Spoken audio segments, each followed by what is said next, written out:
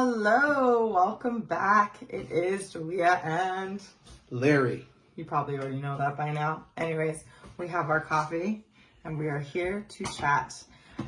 So today we're actually my dad's going to talk about his journey with his dad, another story and how it connects and why he began this journey of the importance of fathers. It wasn't just something that he saw, something that came out of nowhere. There is a whole backstory to it, a whole journey process that he went through.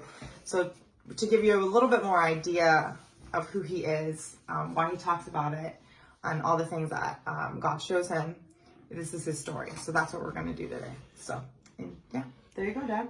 Okay, again, we're just going to continue on Fatherless America, the consequences of it. But I want to, first of all, thank you very much for all those people that have liked and shared our video. It went out quite a bit. I think people that have glanced at it or not, it's over 7,000. You know, some look and some not. But we're really happy with that. And we're going to do our best on this end to share from our heart what we think and to give to you guys. And also those that are believers, I just recently posted my upcoming schedule. I'll be speaking on these subjects at schools and at a leadership training school, which if you're in that area and you want to talk to me or something, we can do that. But it's unlikely. I'm really busy and all that. But I do want to thank you because you got other ways to spend your time. But I hope it begins to change you and how you think. Because when we first started the whole thing, we want to put hope in. It's not just a bunch of statistics, because we see a mighty God who can change things. And things are at work that we don't see, so I'm not doing that. And again, keep in mind, from Julie and me, we're not trying to point the finger at anybody. We're not trying to judge anybody for what they do. We're just sharing as best we can on facts. And if it rubs you the wrong way, we apologize ahead of time. But don't throw the whole message out just because something rubs you the wrong way. Kind of chew the meat and spit out the bones, they say. And that's what we're saying with you. Because I believe it affects us all. Whether you're a believer or not, I think there's things you can learn from it. But ours is from that perspective, and I'm not ashamed to be a Christian. So anyway, that's where we're at. Now, again, special thanks for all of you. We're looking at to improve our message, improve different things. And right now we're doing it off Julia's phone. That's where we're at now. I have a better camera than his apparent iPad. It doesn't make any sense, and the computer screen doesn't work. So that's where we're at. So it's small beginnings, and we're excited. What I want to talk about now is last week I left you with a question about how did being raised by your father affected you, or what type of father you became growing up, and all these other things. So I was born in Minnesota, and I had an older brother. He's passed away since then. But I want to tell you a story that really had an impact on me. And my brother played football, and he always wanted my dad to come watch his game. My mom would go, but she didn't understand football. So she didn't even know what side he was on most of the time. So I remember my dad, because I told you last time, my dad worked a lot, right? Monday through Saturday and Sunday morning. So he didn't go to church. He just worked all the time. And he didn't spend a lot of money on anything. It was all for us, the house and everything. He didn't come to your games either, right? Really? Until he retired? He didn't come to any of our games.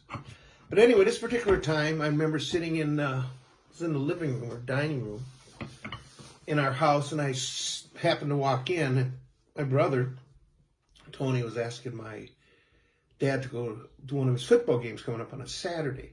Now, he had asked him a lot, and he always couldn't, working and whatever.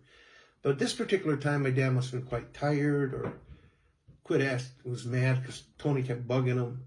And he yells at Tony and says, "I'm not going, and don't ever ask me again." Now, Tony turned from the table, and he walked past me into the kitchen, and I noticed his face, and man, he was almost ready to cry, and he looked really hurt and angry. You know, those type of looks where you're both. And I remember sitting there looking at my dad. I don't know if you knew I was there, and I said to myself, I'm never going to ask my dad for anything. Therefore, I'll never get hurt from him. Now, I said this to myself, not out loud, but I said it at a time in my life where there was a lot of emotions. And because my brother was affected by it, he's my brother, so there's a link with us brothers. And I remember saying that. And it began to shape me. When I went to school, I began to hang around with people that had trouble with their fathers. Now, my dad wasn't a bad dad. He never beat me. He didn't do anything. He worked his tail off to provide. But I had said this word. And then later on, I wanted to examine this word. As I started to grow up, see different things, I began to say, what I said, it was true to the fact that I never asked him for anything. But did I correctly judge my dad because of what happened with my brother? That I'll never ask my dad for anything, you know, because I don't want to get hurt. So what I did at that time is I decided to shut down my emotions in regards to my father. So I wasn't going to reach out to him and all this stuff. And I didn't know what I was doing exactly, but that's what I did, see. And that affected relationship because there's a trust issue then. I don't trust him. And when I became a Christian, it affected my view when I started thinking about God as a father. Will he be there for me? Can I trust him? Now, I think I must have been 15 or 14 at the time. But in reality, was it really true? No, my dad cared for us. And my dad would do whatever he could for us. But I decided I'm done with him. I wasn't going to ask for nothing. So then I left. And without a father, you end up looking for other families. And a lot of the guys in the neighborhood became like a family to me, that if I needed something, I would ask them. I wouldn't ask my dad, you know, because I just felt no. Which wasn't, I kind of judged him and backed away. But this began to affect my view of God and my view in relationships. Because when you shut down your emotions, it has to do with your hope. If you start giving up hope that it isn't going to change, nothing's going to happen, you don't want to get emotionally hurt or any of that. So basically you begin to back up. And that's what I did. I began to back up. Now this was a part of how I was raised. And therefore I'm backing away. And because I had a bit of a wild streak, for lack of a better word, I just like adventure. I would get in trouble as well. The term back then was I was a juvenile delinquent. He got in trouble. Yeah. A lot. And we would laugh and do dumb things. And some was illegal. Most was just, vandalism is illegal. Anyway, that's where I lived. And I would steal, and I didn't need money. I mean, I didn't have a lot, but I just wanted more. And, but I always remember thinking, boy, if my dad finds out what I'm doing, that'd be the end of me. But so there was still that desire to please my dad, although I didn't want nothing to do with my dad. And a lot of us are in that mode that we don't trust our dad, we don't want nothing to do with our dad, or maybe we don't know our dad and he abandoned you and your mom when you were a kid. But there's something in us that still wants to know the man who is our father, our biological dad. So there's a kind of love-hate relationship that begins to develop. And what you need to do with that, you got to decide, what are you going to do with that? I mean, I could have constantly went on and said, well, that's it, I'm done with him. Or I had come to grips with the fact that I had made a judgment call against my dad that wasn't completely accurate. Some was true in the way he treated me. In my case, is minor compared to many people I talked to. But it formed me. And I can imagine if some dad is beating you, slapping you, abandoning you for days at a time, it takes a lot for you to come to the grips with the fact I have to forgive him and move on. So it's a huge thing. But as you forgive somebody, what you're saying is, I don't want this to affect my life anymore. I'm going to forgive and move on. And sometimes it is so difficult. We do really need the help from God above. Like even the cross, Jesus said to those people that just crucified him. And all the people mocking him, Father, forgive them, for they know not what they do. And that's a huge statement. Because hurting people usually hurt other people. And, and for a dad to abandon his children and do a lot, sounds like there's a lot of hurts. Now, these are not excuses for what anybody does. It's just the fact that life can be very unpleasant. And either we can have life control us, our past control us, or we can say, I got to break away from the past and build a life that's better. But the choice is yours. And a lot of it, growing up in a certain kind of family, will affect us. you know, and sometimes because you grow up in a family, you don't know something's wrong with the family because you're probably around other people that have the same types of families, same neighborhoods, etc. So you think this is the way it is. I grew up in a neighborhood that some of my friends' dads were alcoholics. Some, you know, nobody really beat their kids. Some did, but they didn't really have a lot of interaction with any of them. So that was normal that your dad wasn't involved in your life. Once in a while you'd see him. Then we'd all go to church as well. Some of the dads would go to church. And you think, you know, and then people look at that and you think to yourself, that's a hypocrite right there. And sad to say, that is what it is sometimes. That we as believers kind of like, we don't act like we're believers. As a father, and God is a father, I'm supposed to be like him. And how I treat my children, how I treat my wife, how I have relationships. Now, if I'm not doing it, then that doesn't make God bad. It makes me bad. You understand? If there's a father out there that's abandoning his children, you know, not faithful to his wife and all this stuff, and he's a father, that's not on God. That's on him. Because there is a place for to do it, and there is help to get. You understand? Like God the Father would never say, I'm not involved in your life, and I don't want to come to your game, and I don't want to be with you. That won't happen. But if my dad acts like that, and I put that on God, that's not right either. And I know it's hard to separate them, but that's what we have to do as men in order to move on. Because what we don't want to do is repeat what's happened to us. And by just saying, I'll never do it, more from an angry point of view, you'll end up repeating it. Because the only way to stop repeating what's happened to you in the past is actually take care of it, which would include forgiveness. You don't have to talk to the dad. You don't have to do any of that. Just say, God, I'm done. I'm done. And let it go. Quit thinking about the situation and begin to try to move on. Now, it's easier said than done. So I'm not making light of anybody's pain. But I know it can be done. Like Julia said, I've been teaching on this and praying and talking with people for 30, 35 years. And people come to me with stories that are just, you got to be kidding me. And I have no right to ask anybody to forgive anybody. Because that's not me. I have to worry about Larry. So I have to point him to the cross. If God can forgive us for what we did, maybe we can forgive somebody for what they did. And it's not up to me to ask. I'm not here to judge. I just point it out and I try to understand where they're at. Many people will share, even men, will break down and cry. My dad was never there. You know, and I'm not going to try to defend the dad. Well, he had this or he had that. I'm talking with the guy right now. But then he's got to come to that point. And it is very difficult for all of us. Women are the same. Women really need a dad. It gives them that sense that you're beautiful, you're special. And without that, she's going to look for another man to tell her those things. And that can lead to a lot of sexual stuff. And it defiles the woman. They should be honored and respected and taken care of. But the world pushes things too around us.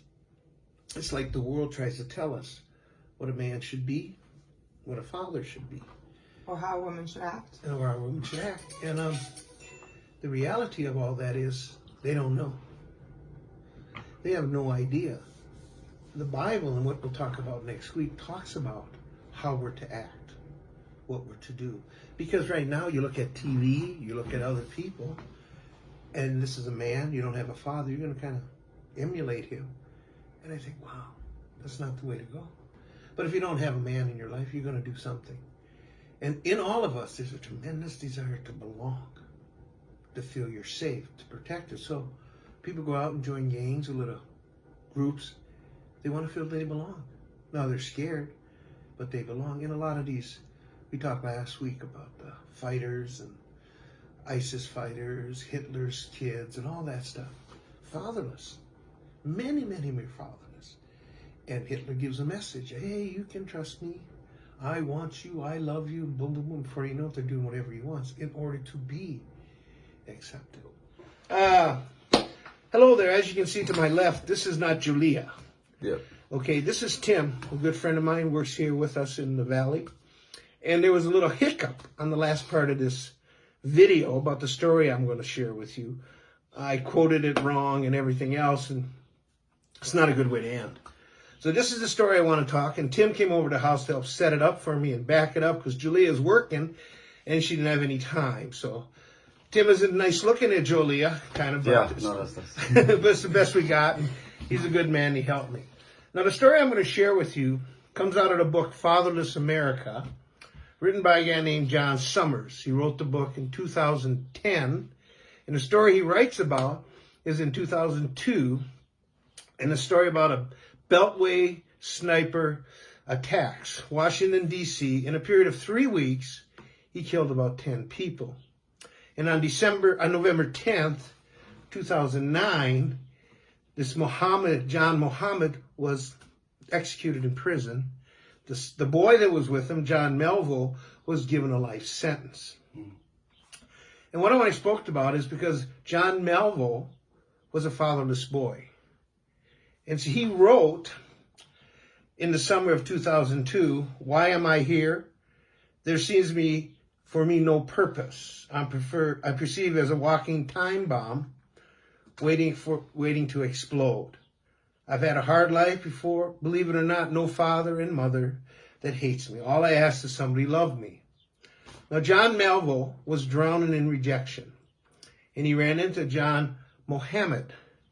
And Muhammad was classified as an opportunist, ruthless killer. And what he did, he made friends with John Melville and mentored him to be a killer. And his plan was to travel around America and the U.S., stopping at foster homes, YMCA, and find fatherless children and change them. He would say, "I'm your father, I love you." And he began to manipulate them and their emotions and their pain to do whatever he wanted them to do. John Melville was the first one. Good thing that they got him, and John Melville was still in prison as far as we know. But there's dozens of kids out there that are prone to be used, to be manipulated by some older man to get them to do what they want. And I just want to end with this story and realize there's a lot of people out there that need to know that they're accepted and they're loved. And we need to understand who God is as our Father. And again, the book was written in 2010 by a guy named John Summers, and it's called Fatherless America. Well, that's about it for today. Thank you for listening, and thank you, Tim, for helping me kind of back up and do it right. And so I would just like to pray right now again, and then we'll close. Dear Lord, I thank you for everybody that was listening. Thank you for Tim to help me back it up. And I pray, Lord, that if there's things in our past that are hindering us from moving on, whether you're a believer or not, help them, Lord, to lay it down, to forgive and move on. I thank you again for who you are, and because of the cross, we can actually forgive people. Help them now, and I turn it all into you, or turn it over to you, in Jesus' name. Amen. Amen. Thanks again for listening, and thank you, Tim, for giving me help on the final video. Yeah. God bless. God bless.